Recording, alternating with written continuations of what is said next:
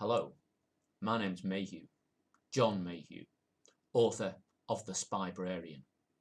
It's come to my attention that people have been asking questions. Questions like, why did you write the Spybrarian, Jon?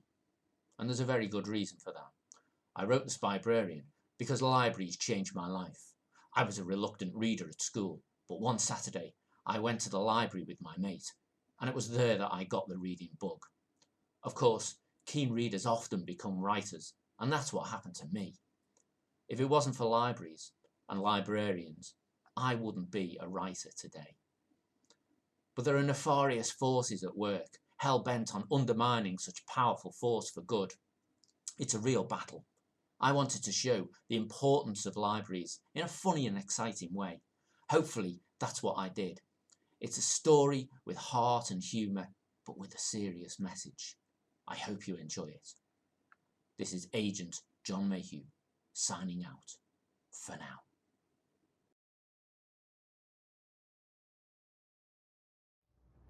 Hi, so my name is Chris, otherwise known as C.G. Moore, and my second novel, Gut Feelings, comes out on the 7th of January next year.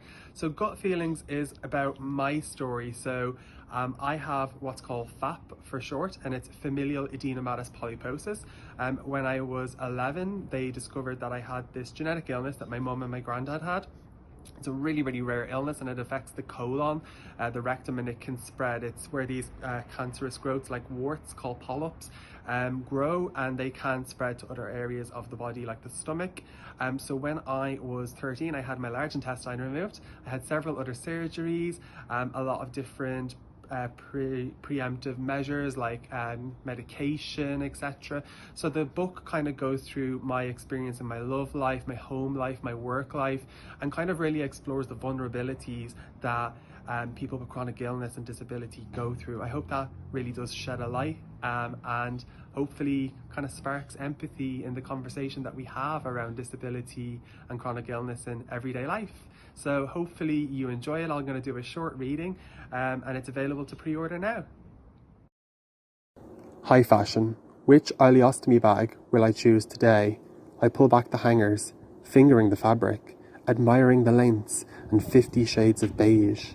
I make my choice, all the while examining my stoma in a funhouse mirror. Anchors.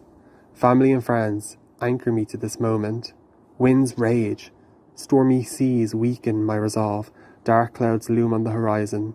Through it all, I hold Mam's hand, hug my sister, chat with friends, reminding myself that dozens of bright moments will fend off the darkness.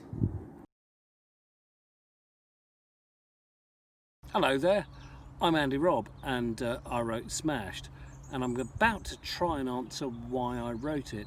And I think the main reason I wrote it is because, having been through some of the stuff that happens in the book, I'm very aware of how difficult it is, and I think it's still the same for men of any age, for, from young teens to people like me, to actually reach out and talk.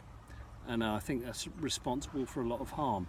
I know the book is set against the backdrop of domestic violence and alcohol abuse, but for me the main message, and that's very important to me because the books that have had the most impact on me have always had a message. In between the lines there's always been a message that I've been looking for and have found in the best ones, and I hope I've done the same. The message that I'm trying to get across is that we should all, be able to talk, but it is a problem still, I believe, for males. And I'm hoping to reach out to young teenage guys to give them the idea that if you don't, then you'll be led into a sort of a web of problems. It happened to me. It's happened to countless other people. I'm hoping that people who read this will be less frightened of reaching out. Hello, I'm Tanzan Mori and I'm the author of The Weather Weaver. It's an adventure story for readers aged about 8 and upwards, and it's packed with wild weather magic. Stella, the main character, is 11, and she's been sent to Shetland to spend the summer with her grandpa while her parents are away working. While she's there, she meets an old woman called Tama. Now, Stella knows straight away that there's something strange about Tama, because Tama reaches up, pinches together her finger and thumb, and stops the wind, just like that. Then Tama asks Stella to go and catch her a cloud. Now, Stella knows that clouds can't be caught. Clouds are clouds. But Tama is very insistent and convinces Stella to have a go. Stella, to her amazement, succeeds in catching her own cloud.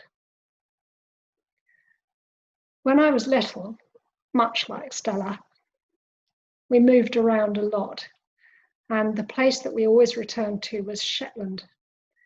My mother's family are all Shetlanders, so it felt like coming home.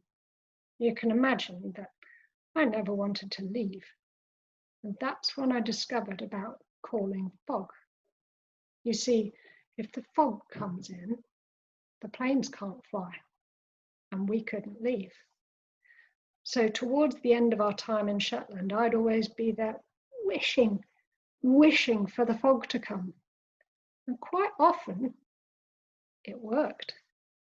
One time we got a whole extra week because the fog settled around the airport and didn't leave. It had heard me. Magic. And that got me thinking, what if you had your own cloud? What if you could decide the weather? What if the weather matched itself to your mood? That could be tricky. It might rain all over you if you were in a bad mood.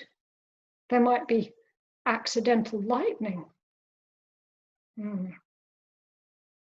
I'm hoping that readers of The Weather Weaver will look up at the sky and wonder, did I make that weather? Is that my cloud up there?